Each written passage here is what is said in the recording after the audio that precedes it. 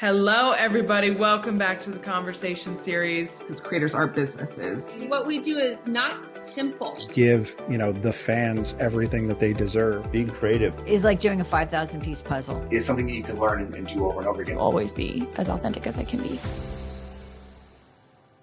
Hello, everybody. Welcome back to the conversation series. I am thrilled today to have Miss Ainsley Hale here with me. She is the current social media coordinator at the Cleveland Cavaliers. I am thrilled to have her. Welcome to the podcast. Thank you so much. I'm so excited to be here. Truly. So excited. What people don't know is that Ainsley and I have just been shooting the shit for the last 30 minutes and completely we probably could have just kept doing it and not recorded this episode is probably what would have happened. 100%. And we were on that track. we were on tangents and things like that. That's how it happened. Yep, exactly. But it was fun, Good.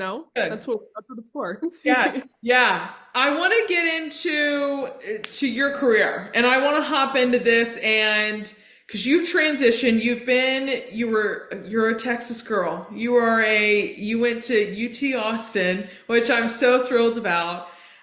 You went from managing, the Texas volleyball's social media to now being with the Cavaliers. What was that transition like from college athletics to now, NBA level? Yeah. It's crazy. I feel like when I made the transition, right? Like when I graduated and I was like, okay, I'm going to go work for the Cavs now. We're going to get into this professional world. I didn't expect maybe it to be as different as it is, right? I was like, oh, right. Like Texas is a huge school. We have a ton of resources. Like the level of play is essentially on a professional level. And I was like, oh, how could this be that much different? And I feel like I learned quickly how different it is, which has been fun because I'm still learning, right? Like I'm still every day getting to learn something new. But yeah, it was, I wouldn't say a shock because you get used to it pretty quickly. But yeah, I mean, there's just so many differences, right? Like you have entire partnerships team handling sponsorships and activations and stuff that you don't really have in college. You have a different mindset from these athletes too, right? In college, they're trying to get to a certain level. They're trying to promote themselves. They're trying to be seen. And in pros, they've already made it, right? They're already here. So there's a different perspective on even what a social, what our role is for them. That's different than it was in college for sure. Ainsley and I when we were shooting the shit, this is what we were talking about. Both social media backgrounds here. We both have this mindset of, we live in this world and we're probably never getting out of it. We love it so much. What originally drew you to social media and sports to begin with?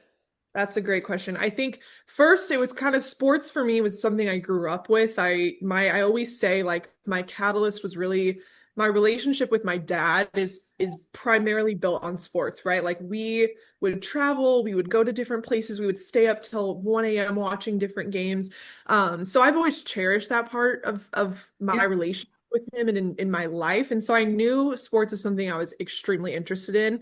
And so that kind of had always been in the back of my head. And then as I got to college, I really went in with I have no idea what I'm going to do. I'm going to be a comms major. We're going to figure it out as I go. And pretty quickly I learned that storytelling piece, that sharing behind the scenes, giving that access that people maybe don't get, those were things that I cherished on social, and having the opportunity to be creative and create those ideas and give different looks and tell stories that maybe people don't know about. That was super exciting to me. And I think I just quickly learned, probably my first semester in college, yeah, this is what I want to do, because it incorporates so many different things, right?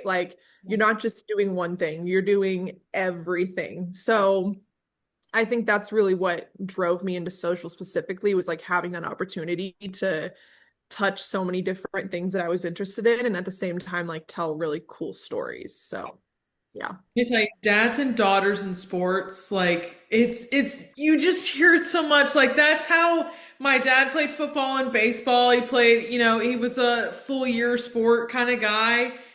And it's just that's how we grew up, is he was the one that kind of pushed us into it. He was the one that really loved being able to, even though my sister and I hated when he screamed at us while we were playing soccer. those things happen. But it's those things, it's those relationships that you remember. It's like I'm a season ticket holder with my dad. Like him and I were just at the opening night for the Carolina Hurricanes last night. That's Mhm. the thing him and I have together. Exactly. It's like that that really bonding thing, that thing that you both can relate on, you both can, because there's going to be girly drama and stuff that maybe like your dad can't relate to as much, but like that was always our like one piece, right? And I think for me it's always been important, and that's like my leading force for me now being in this industry is like I want to create more memories for girls and their dads. Like, how can I put something on social that a girl's going to send to her dad and be like, oh my gosh, dad, look at this? Or how can I help that? Because it's almost like I feel an obligation to like give back, right? Like some social manager back in the day, right? Like she gave that to me or they gave that to me, right? Like they allowed me to have that experience with my dad. So how can I give that back, has always been super important to me. Outside of, us both living in social media worlds and, our obvious love for sports, you and I have another connection point. You did an internship in cybersecurity. You did too? I worked in cybersecurity and so I'm still in cybersecurity. I worked for a company, Okay. and so I am very well aware of CrowdStrike. Yeah. So I want to get into, this internship that you did have. It was a little dip outside of sports and into the cybersecurity world. How did this kind of influence your approach, to communication and digital storytelling that's different than that you were doing with sports or are doing with sports? Yeah. Well, I think first of all, that internship, people look at my resume a lot of times and are like, okay, so like what was this detour about, right? And I think for me, I took college as an opportunity to try everything. I wanted to try the 9 to 5 corporate job. I wanted to do the, random travel, whatever. I wanted to be like, don't know what I thought, right? Like, I'm not gonna probably love this. I know I love sports, but like, if I never tried it, I wouldn't have known for sure, right? And there's so many things where I'm like, if I hadn't worked in sports here, I wouldn't have ever known that this is what I love to do. And I think that's something I always encourage people in college. I'm like, just try it. Like, I know you think you don't like it. I know you think, but even the no's are almost just as important as the yeses. Finding out you don't like it is just as important, right? So I went into that internship of like really wanting to like try it out, try something new. It's totally different than what I thought I'd wanted to do, whatever. And yeah, it gave me, to your point, like an entirely different perspective, right? Like that was an extremely like corporate, very different mindset on communication in general, right? You're dealing with something like cybersecurity that is, that's important. That's like people's lives could potentially be like, you have to communicate clearly. You have to, it's not I can't joke about it, make as many memes and stuff, right? Like it taught me for sure how to communicate in a much more formal and a much more precise, clean way that I do think even now I use when there is a more serious matter, or when I'm thinking about, are we going to trade this person? Like you have to think of the effects, right? Like what could happen if I say this the wrong way? And I think it forced me to do that because you had to be careful what you said there. You had to be careful what you were communicating, and you had to think of the outcomes, like who might see this and what might they think. And so what could happen in the future, and if I say it this way and then that does happen, all of these things that in sports I think we sometimes could lose sight of, that I feel like that experience really taught me to think through all of those things before something goes live, or before I come up with some crazy idea and just run with it. Like, wait, let's think of the consequence. Let's think about this first. So yeah, I think that's kind of, I mean, obviously in hindsight, it wasn't for me. I was like, I'm not built for that kind of 9 to 5 lifestyle, which is again a great lesson I learned from that too. But at the same time, I still took plenty of things from that. Yeah. CrowdStrike's a big one too. That's a big. Yeah. And it was kind of in a weird time too, because they were like building out a ton of different things, and like I think there was some, I can't remember now, but there was some big like leak that had happened. There was something happening too in that time frame that we were there. It was like a very, pivotal The time. funny thing when you were there doing your internship is when I first made the transition from healthcare to cybersecurity and joined the company. So I Yeah. had joined right when that leak was Yeah. covering it. And then Yeah. I was there And we were the leading communication when the big CrowdStrike outage happened. You're like, I've been involved. Like, I'm yeah. like, so when I saw CrowdStrike for you, I was like, okay, we You're like, there, we got something there. we've been there, Yep, yep. we've seen It's it. the whole different world. It's crazy. Yep. I want to hop into your time with the Cavaliers and your work here. You know, you're creating content for 28 million followers across the Cavaliers social media. Not a small number. How do you like to approach with your social media hat on, balancing that creativity and that, you know, we want to try some things with still being consistent. We have times, we have things we need to post, we have content that does need to go out. I would say, and I guess I can't speak necessarily across all NBA teams, but I think the Cavs, we in general care a lot about our brand. We care a lot about how we sound, what we look like, that kind of stuff, our look and feel. I think a lot more than a lot of teams do, because that's always been a pillar for us. Like, we care a lot more about our brand than even our metrics, even our analytics. Like, that is priority. Are we staying in brand? Are we staying focused? So I think coming here has forced me to consider that a lot more, right? Because you see a ton of teams doing, I don't know, crazy trends or mini mic content and stuff like that. And we try to rein in it a little bit more and make sure that it aligns with kind of how we're trying to, you know, portray not only our team, but our city. And so yeah, it's in that sense a challenge a little bit sometimes, because we do stay in a little bit more of a safe area, which, to be honest, is a little bit more my personality and preference anyway, so it definitely works. But yeah, you still have to understand that, like, that content, that creativity, that stuff is still what does well, especially on TikTok. So I think for us, it's like, what platforms can we be sillier on? So is that TikTok? What trends can we tap into, but make it our own in a way that does feel like us, that does feel like our brand? So, like, there's been, you know, concepts or ideas that a team did it in a way that was super funny and outrageous. And we were like, well, how can we rein it in a little bit and still do it, but make it us, which again is fun because it requires you to think. You can't just go on TikTok and copy what another team does, or go on Instagram and be like, oh, let's just do that, because that is a lot of what social media is finding inspiration in what others are doing. And so we do have the opportunity to, like, be even more creative on top of that, which is fun. So Now, when you're doing this, and it doesn't even have to, you don't even have to have your Cavaliers hat on, but just as a social media, like, what makes a piece of content feel authentic to you these days? There are so many, like you were just saying, trends going around. People are hopping on all those super quickly, but what feels authentic to you? that's a great question. To your point, I'm trying to even take that Cavs hat off and put, like, just in general when I'm scrolling, what is catching my attention. I think, I guess right now I'm trying to think what's a good. I think for me, it's really anything that doesn't feel like a trend. Like, even if it is technically a trend, how are you making it like your firsthand perspective? So, like, I guess too, we at the Cavs try to do that a lot too, of like, okay, not people don't get access to this area. They don't get access to practice. They don't get access to these areas. How can we provide them something completely new and unique that they've never seen before? And how can we make it feel like they're actually there?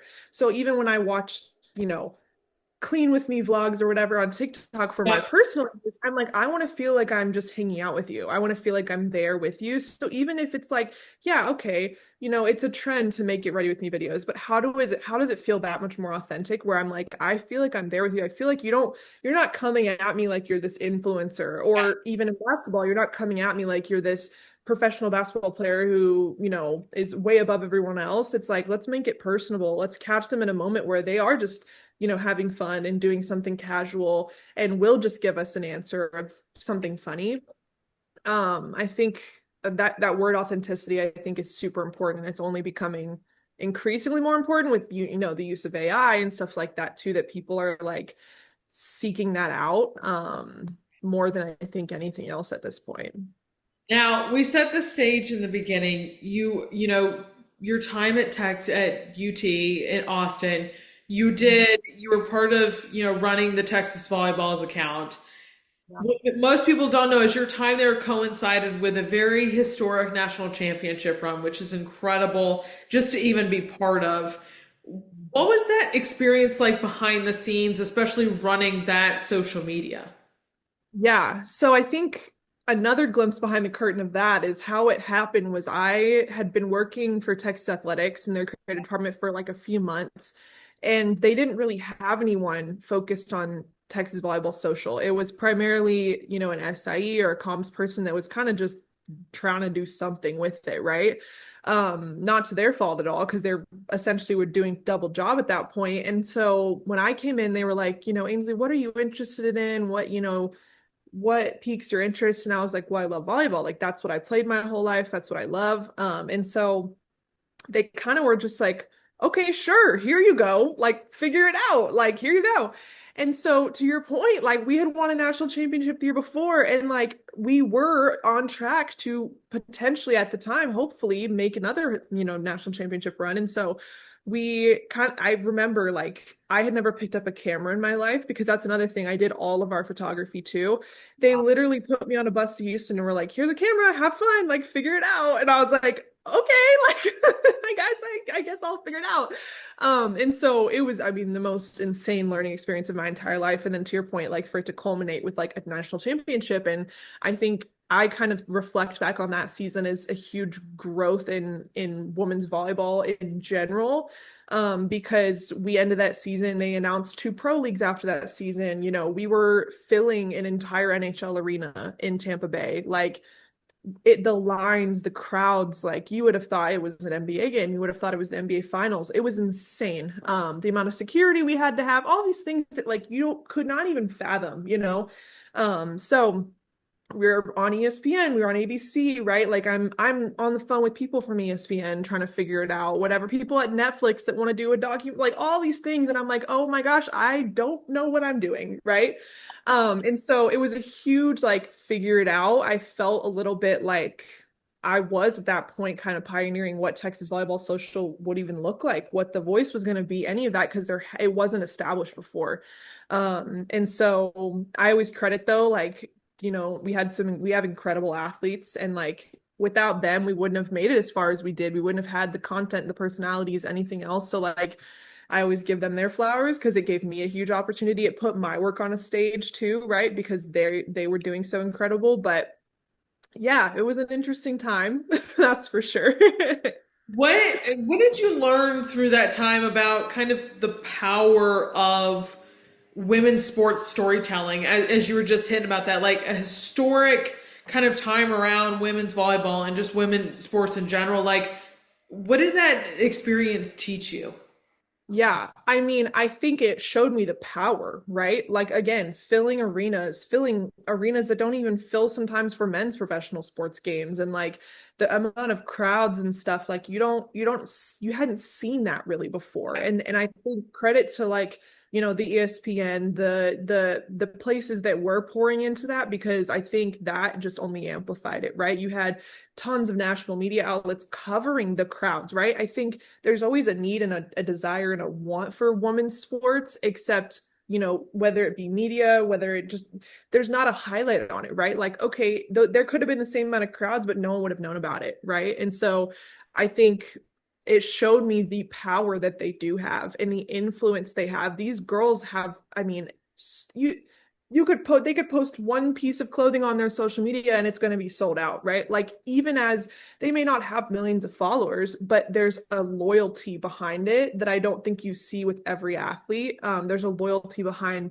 the fan bases of women's sports that I think is unique. And you don't see that everywhere. So I think that really did show me like the power of it and how much potential it has and how much progress has been made and how much further there is to go, but like where it could go is so amazing and so cool if we're already at this point. With your social media hat, how much do you love analytics? Ooh. How much Oh, do you love the numbers? Because I love a good dashboard. That's hilarious. So funny enough, somehow between Yes. my being here, I've become our like analytics person on our social team here at the Cavs. So that's kind of my role, is a lot of the tracking and stuff that goes behind it. And to your point, I love a spreadsheet. I love a good data. Like I love the organization side of it. So it kind of did fit really well for me. And so whether it be, in two different than, colleges, there's a lot of partners involved, and you have to track every piece of that, right? Because they want to see how their content is performing. So there's a lot of tracking. There's a lot of mundane work that kind of I get to sit down on a computer. I'll put a podcast in and start going. Yeah, go to town. And so I do enjoy it. I think, again, the interesting point is here at the Cavs specifically, we care a lot more about brand than we do metrics. Not to say that our senior leadership and stuff doesn't care about metrics, because they do. And we have what we really pride ourselves. So we have an NBA dashboard that the NBA puts out every month. And that kind of ranks you against other teams, shows you some, analytics against your NBA median, what the NBA is doing. So we definitely measure ourselves up against those numbers a lot of times. But I think more than just looking at straight numbers, we're like, okay, here's the number and let's like figure out why, right? So if, I don't know, another NBA team was way ahead of us on this or whatever, like what happened in their world that maybe didn't happen in ours? Did they trade somebody? Did somebody get hurt? Like what does we are so, especially in sports social, like reliant on what happens on the court and what happens in the sports environment. So, it's not, we can't always control it, right? And so we try to go back and see those things, or even like, we did really well this month. What happened? Oh, I don't know. We had one extremely viral TikTok. Okay, that makes sense. It's a lot about looking at that causation rather than just being like, here's the numbers, which I think is fun. And to me, it's like you get to do some. I was just about to say, you become, when you are in the social media space, and as much as social media has an emphasis on all parts of whether you're in sports or whether you're in business, whatever it may be, like it becomes, you become a teacher in a sort of way, because you get all the questions when a video does really well, or when you have a post goes up, you get the question of why did it work? And you have to analyze all the different pieces of it, because you're like, okay, was it because it was a video? Was it because it was a static image? Like all these different things that go into it. You become a teacher of sorts and have to like analyze every little piece of that social post. And so I think it's funny, it's people have a lot of just expectations of what they think it means to be a social media manager in corporate America and sports or whatever it is. I'm like, no, we are sitting here basically like forensic analysts looking at every Effective. post and Yeah. having to explain to everybody in terms of how, why and how this went well, when we're looking at things like text size, the amount of text, if it's branded, if it's a video, all these things. Yep. Yeah, and I even further than that, I would like it's giving detective. It's giving like we have to It's given, put we gotta look at some things. yeah, we got to dig in there, right? Like what's going on. And I think another thing that I learned being in the NBA was like we have to consider a ton more when we're posting, right? If our athletes typically won't accept a collab post or won't, reshare if it has a partner on it. So what pieces of content do we know they want so that we don't post it with a partner? There's all of these thoughts you have to think about that I think people don't realize goes into being a social manager, running social accounts. Like you have to think about so much. Like we have a lot of influence.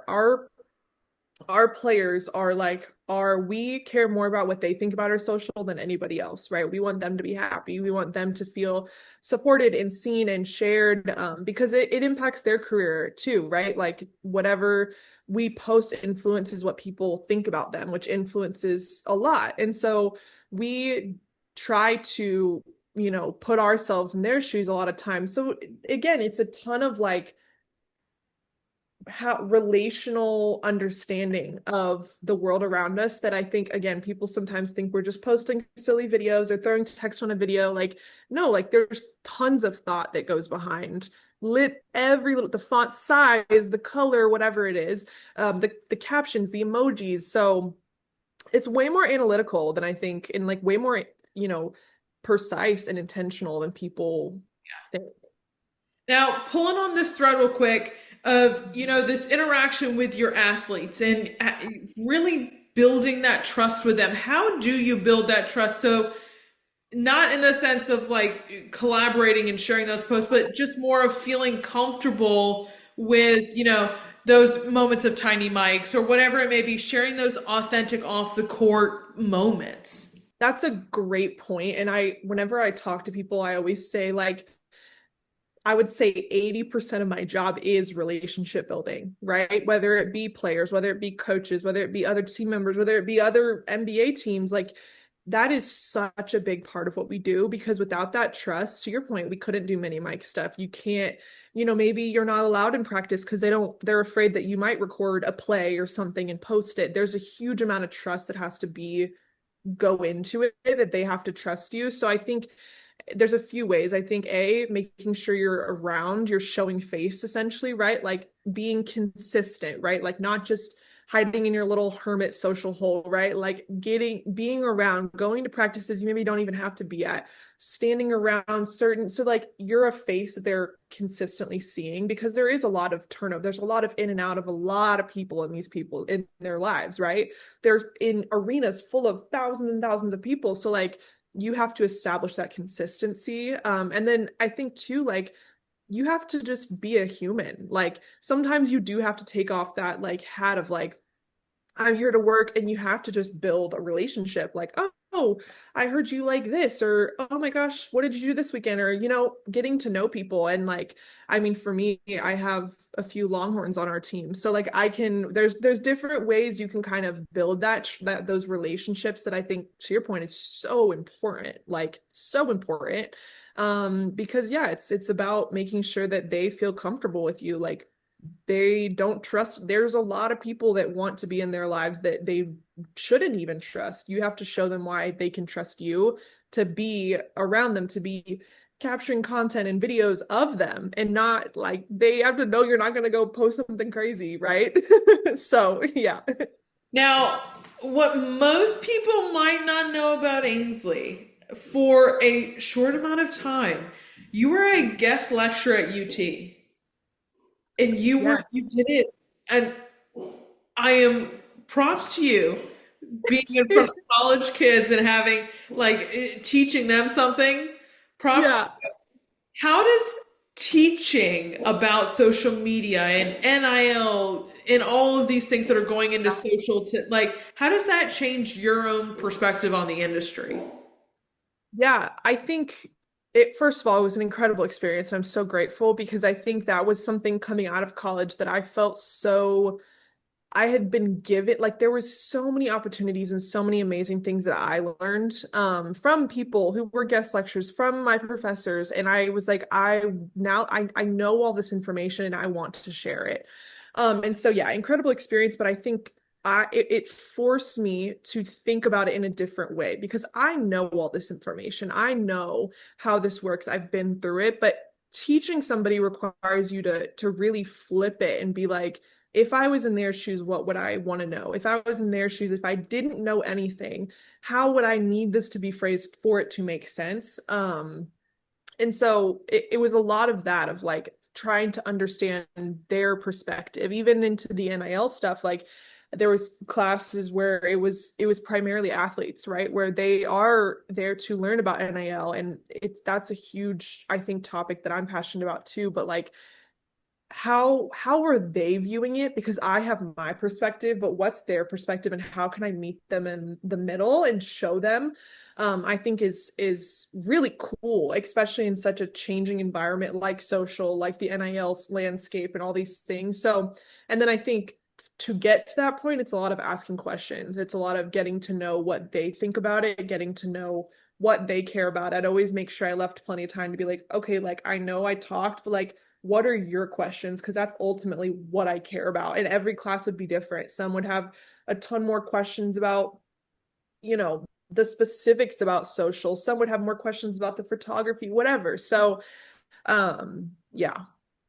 Love that. I would have been scared shitless standing up there. I always say, I'm like, I don't know when the spirit of fear about public speaking came away from me, but like I guess I'm just too used to it now. I'm okay with public speaking. I feel like having to teach the next generation something in a college classroom is the scarier part to me than standing up in front of people. Some of them were like, some of these like classes were huge, huge, huge lectures hall with like hundreds of kids. And I was like, well, I guess I'm here now. So I am your professor for the day. Professor Ainsley is here. hello everybody. I'm here. Yeah. I'm here, ladies and gentlemen. You know, like it's a weird thing because I'm only theoretically a lot of these kids could be older than me. I graduated in 3 years. I graduated early. I'm only 22. So like a lot of these kids are their senior classes. A lot of these classes were like these kids are older than me, you know, or the same age. And I'm like I know this is weird, but like just Don't mind me. Don't mind me. Yep.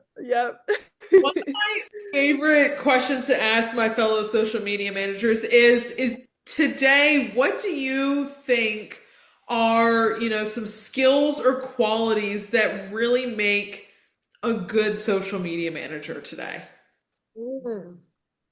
I think probably that piece of that relationship building. I think people see social media as a behind the desk job, as a behind the screen job, as something that you can't just put your head down and not talk to people and not communicate or not listen, right? Because you're doing it.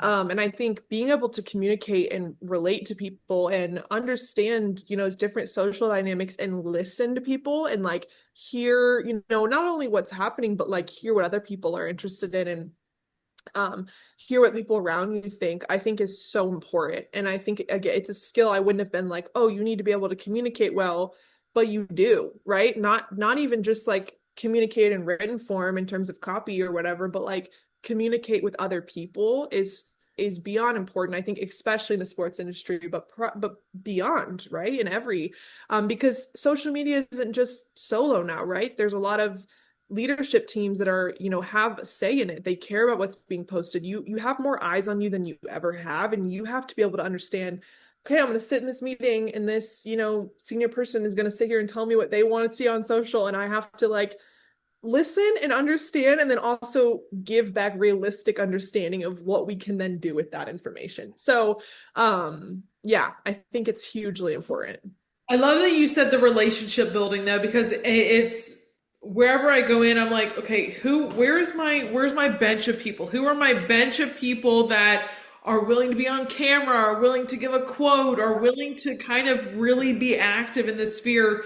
They might not understand social, but they understand they're good in front of the camera. They've got all these things that they're great partners to be able to work with. And how do you go and really attach yourself? But also, how do you then explore and, like you were saying, help people feel more comfortable in front of that camera, or in helping with all these different scenarios that social does have? Exactly. Yep, exactly. All right, we're gonna do a lightning round.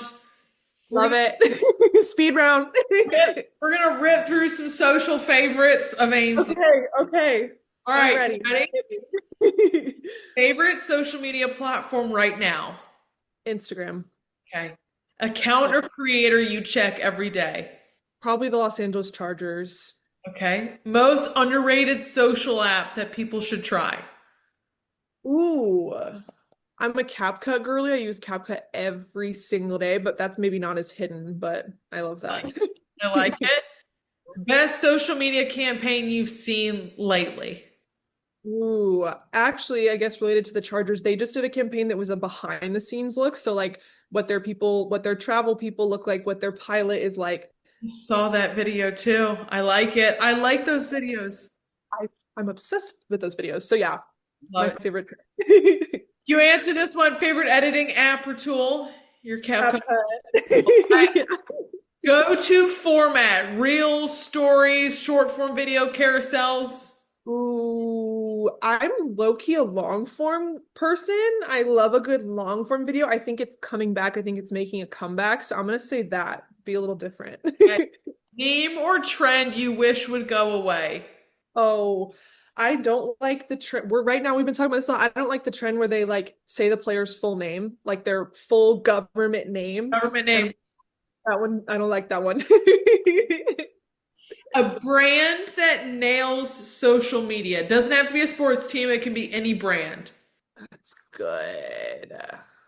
I feel like the classic answer would be like a road. I love their social. It's very clean and classy, but I know that Kith just launched, like they just opened a store in Chicago, and I think their social is just so beautiful and clean and like they know their audience to a T. So, yeah. Favorite non-sports account you follow? These are kind of hard though. I'm not very good at this.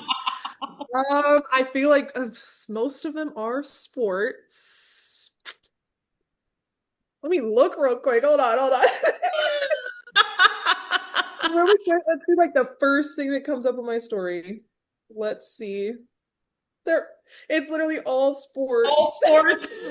Oh, I know. I'm a huge like animal lover. I love zoos. I love whatever. So the dodo that just came up. But like any sort of like animal page, obsessed. Love it. Love it. Podcast, newsletter, or book you're consuming lately? I feel like there's a lot of podcasts I listen to on rotation. I don't know if I know names, but a lot of them are like leadership, woman in leadership, anything like that. I feel like is super interesting to like hear other people's stories. So, Love yeah. it. Something you're loving outside of work. TV show, hobby, snack. I am not like a TV person. I don't really ever watch like any sort of TV, but Dancing with the Stars has me in a chokehold right now. So that is for sure the one. I literally love it. I'm obsessed. Can I say we move straight in from the Samurai Turned Pretty watch party to a Dancing with the Stars watch party? We're there. We will chat afterwards about our favorites. Um, One piece of tech or gear you can't live without. Ooh, probably a mini mic. Just with the nature of my job, I feel like I use a mini mic all the time. Dream collab can be a creator, an athlete, a brand. I feel like any sort of I would love like I'm a Drake girl, so like any sort of like a celebrity appearance at our games, like honestly, any of my favorite singers, whether it be a Drake or that would be iconic. Favorite emoji to use. On Cav Social, I love the like soon emoji because we use that for so many use cases and I have to stop myself from using it because it like fits so many things. And then on a personal, probably like the white heart. I use the white heart on everything. If you could live in one digital world, Instagram, TikTok, Twitter, which one? I think TikTok because I would never stop laughing or like I would always be entertained. Yeah, TikTok. Ladies and gentlemen, Miss Ainsley Hale. There she is. Ainsley, I Thank you can't so thank you much. enough for joining me. This was so much fun. This was so fun. Thank you so much for having me. Seriously. Yes. Awesome. You guys, I'm going to have all of Ainsley's socials down below. Please go give her a follow. Stay in tune with everything that she's doing. Go follow the Cavs. See all the incredible work that they're doing. And as always, I will see you guys back here next time. Bye, y'all.